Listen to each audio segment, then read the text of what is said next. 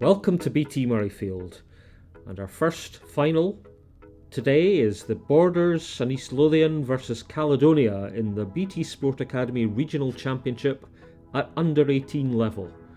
Boys looking a bit pensive in the tunnel there, but here they go, a big moment for them. And a nice bit of branding by our cameraman there. The Borders and East Lothian combine started very promisingly. We see good hands here from Kyle Brunton. And there goes fullback Patrick Anderson, who just squeezed in at the corner. Bit of deliberation there, and referee George Pounder rules try. Callie hit back promptly. Harry Henderson, the man at the line out there. And the ball moved out to the backs for fullback Logan Trotter to, trot in. Paul Paxton's conversion, giving Callie the lead. Back came the men in red. And there's some really unselfish handling here. For a second try for Anderson.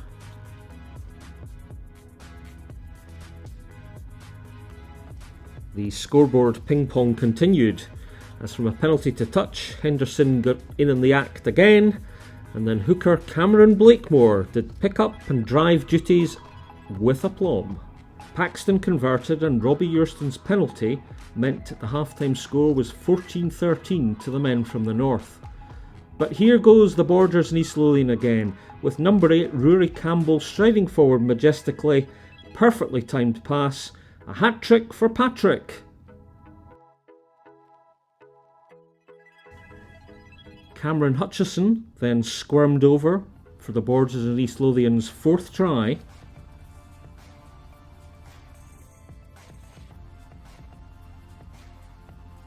And then we had some terrific offloading and crisp passing from Callie. And in at the corner goes wing Will Murray.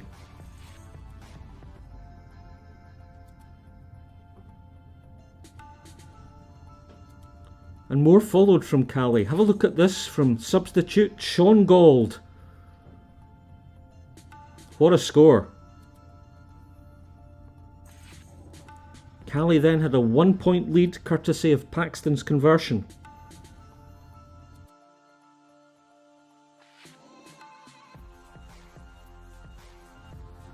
Into the game's dying embers, Borders and East Lothian camped in the Callie 22, and there's a classic scrum half snipe from Nick Stingle.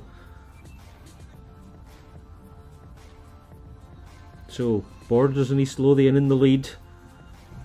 It's a bit of a frantic finale here. Interceptions all round.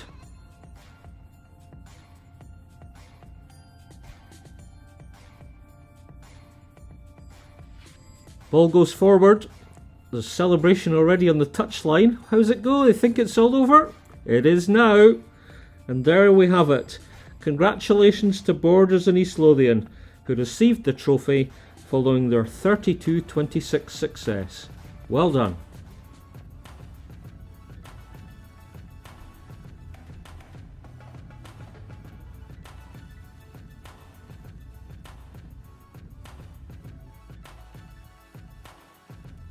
Now we move on to the under-16 final, which saw Edinburgh in the black and red against Borders and East Lothian in the red.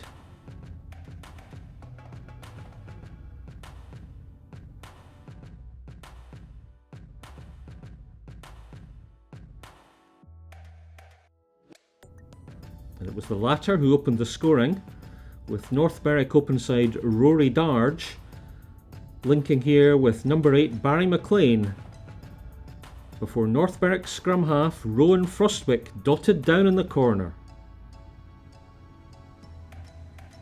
A second try then materialised, with Liam Herdman on the break for Paul Cunningham to crash over.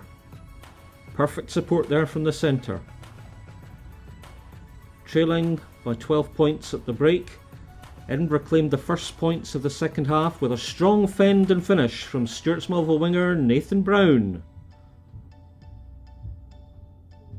Almost at once we had more back row bonhomie. Here goes Tyler Thomas with a break from depth, finding support from Connor Boyle. And what a classic captain's try. Jack Blaine converted and the scores were level. The youth from the south regrouped, and from ruck ball, fullback Robbie McCallum, with a neat step off his left foot, scored try number 3. The conversion was good too. Anything Robbie could do, his opposite number Jack Blaine could emulate. As another nifty sidestep. Here it comes. Brought a try. Blaine converted his own score, and once again the scores were level. Edinburgh now on the attack. And here goes centre Hamish Scanlon. Crosses halfway. And then a perfect inside pass to his fellow centre Hector McKechnie to grab the clinching try. Blaine converted. And there we go. Honours for the capital side. Their victory confirmed by referee Michael Todd's final whistle and the acclaim of the crowd at BT Murrayfield. So congratulations to Edinburgh, defeating Borders and East Lothian at under 16 by 26 points to 19. I'm joined now by Stephen Gemmell, Scottish Rugby's Head of Academy and Performance Programmes. Stevie, the under 16 and under 18 finals that were played at the stadium at the weekend, what did you, as the head of the programme, make of them?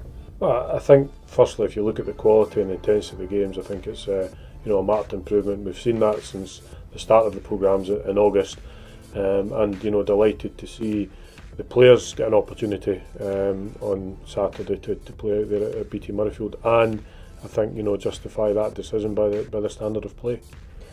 In terms of the difference from, say, last year or previous years, you already mentioned intensity. What are the other differences? Look, I think the key thing is the number of players that have been exposed and provided the opportunity. Over the 4 rounds of fixtures, including the finals at the weekend, we've had circa 260 players at under 16 and under 18 across the country being exposed and provided an opportunity to play regional rugby, showcase themselves and their region and put their hands up for selection into the academy structure and also into international rugby. So really positive, and on the back of the performances during the World Cup, I think it just solidifies where we're going within the business.